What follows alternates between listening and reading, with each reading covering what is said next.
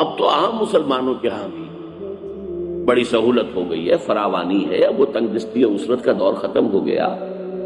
تو ابا جان مجھے بھی کوئی کنیز، کوئی غلام عطا فرما دیجیے تاکہ میری بھی یہ مشکل آسان ہو. کیا بیتی ہوگی حضور کے قلب، تصور کیجیے. کہا کیا ہے؟ نہیں بیٹا یہ چیزیں ہمارے لیے میں تمہیں اس سے بہتر چیز دوں. یہ کب عطا کی ہے حضور نے صلی اللہ علیہ وسلم اپنے جگر گوشے، جب یہ درخواست دے کر حضرت فاطمہ حاضر ہوئی. نہیں بیٹا یہ چیزیں ہمارے لیے نہیں ہیں اور ہوگی.